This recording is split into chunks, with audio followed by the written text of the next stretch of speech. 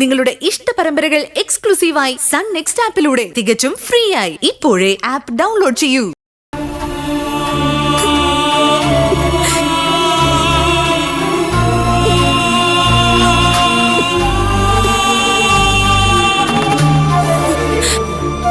വക്കീലിനെ കല്യാണം കഴിക്കണമെന്നായിരുന്നു എന്റെ ഏറ്റവും വലിയ ആഗ്രഹം.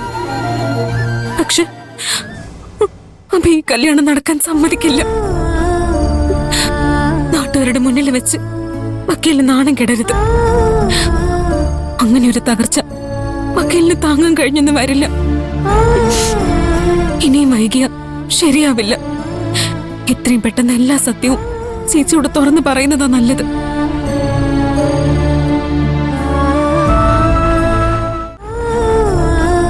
ഇനി അഭിയെ പേടിച്ച് നടന്ന അവൻ കൂടുതൽ പ്രശ്നങ്ങൾ ഉണ്ടാക്കും. നമുക്ക് ഈ ജന്മത്തിൽ ഒരുമിക്കാനുള്ള യോഗമില്ലെന്ന് ഞാൻ കരുതിക്കോളാം.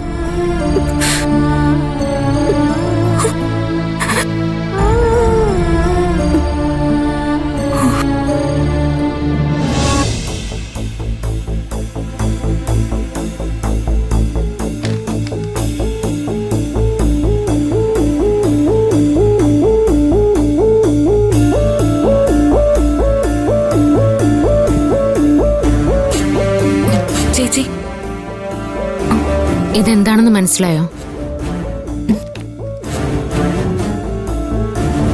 ഇത് അച്ഛന്റെ കേസ് ഫയൽ അല്ലേ? ഇപ്പൊ ഇതെന്തിനാ വീണ്ടും എടുത്തേ? പറ ചേച്ചി, അച്ഛന്റെ മരണം ചേച്ചി വീണ്ടും അന്വേഷിക്കുന്നുണ്ടോ? ഉണ്ട്. നിന്നോട് ഇതിനെക്കുറിച്ച് സംസാരിക്കാനിരിക്കുമായിരുന്നു. ഞാൻ അന്ന് സംശയിച്ചതുപോലെ അച്ഛൻ മരിച്ചത് ആക്സിഡന്റിലല്ല, അച്ഛനെ കൊന്നതാ. ചേച്ചിയും ആ അന്വേഷണമൊക്കെ മതിയാക്കിയതല്ലേ? അച്ഛന്റെ മരണം ആക്സിഡന്റ് തന്നെയാണെന്ന് പറഞ്ഞിട്ട് ഇപ്പൊ എന്തു പറ്റി? അന്ന് തേടിക്കൊണ്ടിരിക്കുന്നത് ആരെയാണെന്ന് പോലും അറിയാതെയായിരുന്നു ഞാൻ അന്വേഷണം നടത്തിക്കൊണ്ടിരുന്നത്. അതുകൊണ്ട് തന്നെ അവരിൽ നിന്ന് ഒരുപാട് അപകടം നമ്മുടെ കുടുംബത്തിനുണ്ടാവുമെന്നും എനിക്ക് ഉറപ്പുണ്ടായിരുന്നു. അതുകൊണ്ട് എന്റെ മനസ്സിലുണ്ടായിരുന്ന സംശയങ്ങളെല്ലാം ഞാൻ മൂടി വെക്കുകയായിരുന്നു. അപ്പൊ നമ്മുടെ ജീവനെ പേടിച്ച് അച്ഛനെ കൊന്നവരെ വെറുതെ വിടാനായിരുന്നോ ചേച്ചി ഉദ്ദേശിച്ചത്? അല്ല മോളെ, ആ ഘട്ടത്തിൽ കേസിന്റെ അന്വേഷണത്തിൽ ഒരു പുരോഗതി ഉണ്ടായിരുന്നില്ല. അച്ഛന്റെ ആക്സിഡന്റ് കേസിൽ കീഴടങ്ങിയ ആളെ തേടി ഞാൻ പോയെങ്കിലും അയാൾ സ്ഥലം വിട്ടു. എന്നെ സഹായിച്ചുകൊണ്ടിരുന്ന മിനിമോളെ ട്രാൻസ്ഫർ ചെയ്യിച്ചു. ഈ നീക്കങ്ങളൊക്കെ ആരാണ് നടത്തുന്നതെന്നറിയാതെ അന്വേഷിക്കാൻ ഇറങ്ങുന്നത് മണ്ടത്തരമാണെന്ന് എനിക്ക് തോന്നി. അതുകൊണ്ട് എല്ലാവരുടെയും മുന്നിൽ ഒന്നും അറിയാത്തതുപോലെ ഞാൻ അഭിനയിച്ചു. ചേച്ചിക്ക് എന്നോടെങ്കിലും സത്യം പറയാറുന്നില്ലേ? ഞാനും മാധവന്റെ മകൾ തന്നെയാ. സത്യം അറിയാനുള്ള അവകാശം എനിക്കുണ്ട്. ചേച്ചി ഇത്രയും കാലം എന്നെ പറ്റിക്കുമായിരുന്നല്ലേ? ഇത്രയും കാലം ഈ സത്യം മനസ്സിൽ കൊണ്ട് നടന്ന് ഞാൻ അനുഭവിച്ചതാ. ഇത് നിന്നെ എന്തുമാത്രം ബാധിക്കുമെന്ന് എനിക്ക് നന്നായിട്ട് അറിയായിരുന്നു. അച്ഛനെ കൊന്നത് ആരാണെന്ന് പോലും അറിയില്ലെന്ന് നിന്റെ മനസ്സിലുണ്ടായിരുന്നെങ്കിൽ നിനക്ക് മര്യാദയ്ക്ക് എൻട്രൻസ് എക്സാം എഴുതാൻ പറ്റുമായിരുന്നോ? അച്ഛൻ പോയെന്ന് കരുതി അദ്ദേഹം സ്വപ്നം കണ്ടതൊന്നും നടക്കാതിരിക്കരുത് എന്ന വാശി എനിക്കുണ്ടായിരുന്നു. ഇപ്പൊ അച്ഛൻ ആഗ്രഹിച്ചതുപോലെ നീ മെഡിക്കൽ കോളേജിൽ അഡ്മിഷൻ വാങ്ങിയില്ലേ? ഞാൻ ഇന്നല്ലല്ലോ കോളേജിൽ അഡ്മിഷൻ വാങ്ങിയത്. എന്നിട്ടെന്താ ചേച്ചി ഇത്രയും കാലം എന്നോടൊന്നും പറയാത്തത്? ഇതുവരെ നമ്മുടെ എതിരാളി ഇരുട്ടിൽ ഒളിഞ്ഞിരിക്കുമായിരുന്നു.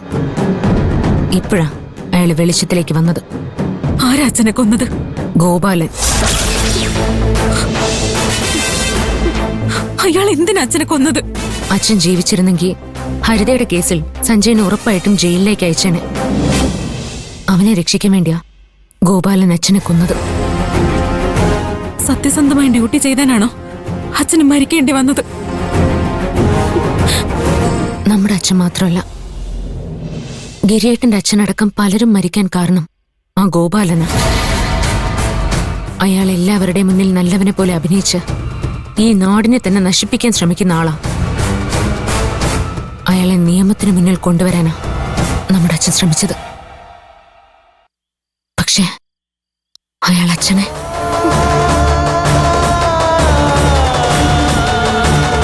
എനിക്ക് അയാളെ സംശയമുണ്ടെന്ന് ഗോപാലൻ മനസ്സിലാക്കി കഴിഞ്ഞു. അയാൾ ഏത് നിമിഷവും എന്തും ചെയ്യാൻ സാധ്യതയുണ്ട്. അയാൾ കുടുംബത്തെയും നീ സൂക്ഷിക്കണം. എനിക്കവരെ പേടിയില്ല. എന്ത് സംഭവിച്ചാലും ശരി, അയാളെ ഞാൻ വെറുതെ വിടില്ല. മോളെ, നീ ഇതിലൊന്നും ഇടപെടണ്ട. അയാൾക്കെതിരെ അന്വേഷണം നടത്തി ജയിലിൽ അടയ്ക്കുന്ന കാര്യം ഞാൻ നോക്കിക്കോളാം. ഇയാളെ പോലുള്ളവരെ കോടതി വഴി ശിക്ഷിക്കാൻ കഴിയില്ല ചേച്ചി.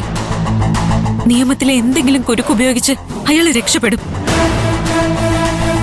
കാശും സ്വാധീനം ഉള്ളവർക്ക് എന്തോ ആകാന്നുള്ള അവസ്ഥയല്ലേ.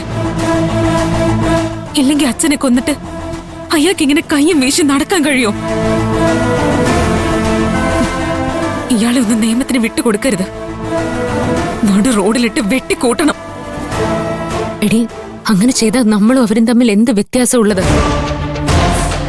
നമ്മളൊരു പോലീസുകാരന്റെ മക്കളാ. വേറെ ആര് ചെയ്തില്ലെങ്കിലും നമ്മൾ നിയമത്തെ ബഹുമാനിക്കണം. എനിക്ക് കോടതിയിൽ വിശ്വാസമുണ്ട്. ഗോപാലനെ ഞാൻ ജയിലിലടയ്ക്കും. പണവും പ്രതാപവും എല്ലാം നഷ്ടപ്പെട്ട് മരിക്കുന്നത് വരെ ഒരു ജയിൽ പുള്ളി അയാൾ നരകിക്കണം. ചെയ്ത തെറ്റിന് അയാളുടെ മക്കളും അടിയെണ്ണണം. അങ്ങനെ ആളുകളെ ചതിച്ചും കൊന്നും ഉണ്ടാക്കിയതെല്ലാം ആ ഗോപാലിന് നഷ്ടപ്പെടണം. ഞാനത് ചെയ്തിരിക്കും. ചേച്ചി, ചേച്ചി, ഒന്നുമില്ല, എനിക്ക് ചെറുതായിട്ടും തല ചുറ്റിയതാ. ഈ ഒരവസ്ഥയില് ചേച്ചി ഗോപാലന്റെ പുറകെ പോകുന്നത് ബുദ്ധിയാണോ? ഇത് പ്രതികാരത്തിന് വേണ്ടി മാത്രമുള്ള പോരാട്ടമല്ല മോളെ, നിലനിൽപ്പിനും കൂടി വേണ്ടിയാ. സത്യം എന്താന്ന് ഞാൻ മനസ്സിലാക്കിയ സ്ഥിതിക്ക് അയാൾ എന്നെയും എന്റെ കുടുംബത്തെയും വെറുതെ വിടില്ല. അയാളെ നിയമത്തിന് മുന്നിൽ കൊണ്ടുവരിക തന്നെ വേണം. അല്ലാതെ വേറെ വഴിയില്ല. അതുപോട്ടെ, നീ എന്തിനാ മുകളിലേക്ക് വന്ന്? എന്നോട് എന്തെങ്കിലും പറയാനുണ്ടായിരുന്നോ? ഗർഭിണികൾക്ക് സ്ട്രെസ് ഉണ്ടാവരുതെന്നല്ലേ പ്രൊഫസർ അനുപമ പറഞ്ഞത്? ഈ അവസ്ഥയിൽ എന്റെ പ്രശ്നം കൂടി പറഞ്ഞ ചേച്ചിക്ക് ഇത് താങ്ങാൻ കഴിയില്ല. അത് കുഞ്ഞിനെ ബാധിക്കും. വേണ്ട, എന്റെ പ്രശ്നങ്ങൾ ഞാൻ മാത്രം അനുഭവിച്ചാൽ മതി. വക്കീലിനോടെല്ലാം നേരിട്ട് പറയാം. എന്താ മോളെ, നീ എന്താ ഈ ആലോചിക്കുന്നത്? ഇത്രയും സമയമായിട്ടും ചേച്ചൊന്നും കഴിച്ചില്ലല്ലോ.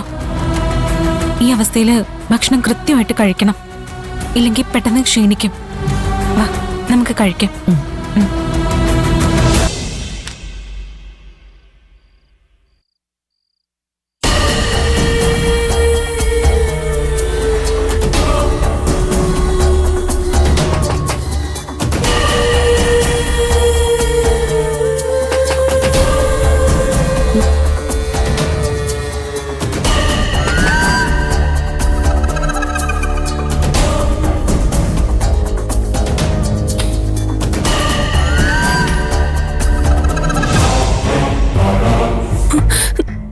സഞ്ജുവേട്ടൻ എന്ത് പണിയായി കാണിക്കുന്നത്? നിന്നെ ഞാൻ ഫോൺ ചെയ്തിട്ട് എടുക്കാത്ത എന്താ? അതുകൊണ്ടാണ് ഞാൻ നേരിട്ട് വന്നത്.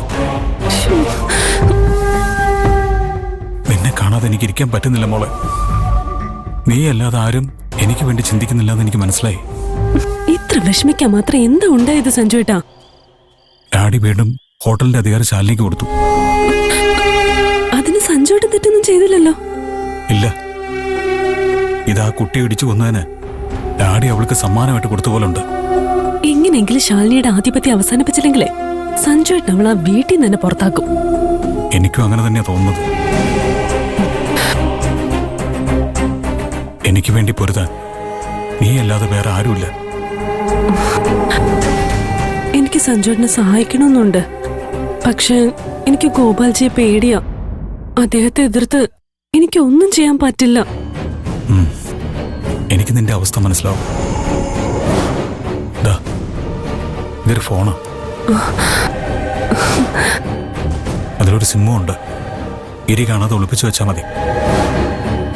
എനിക്ക് നിന്നോട് സംസാരിക്കണം തോന്നുമ്പോ വിളിക്കാലോ. Thank you സഞ്ജുവേട്ടാ. ഇനി വേഗം കിരീടിനെ കണ്ണിപ്പെടാതെ രക്ഷപ്പെടാൻ നോക്ക്. ബൈ. ബൈ.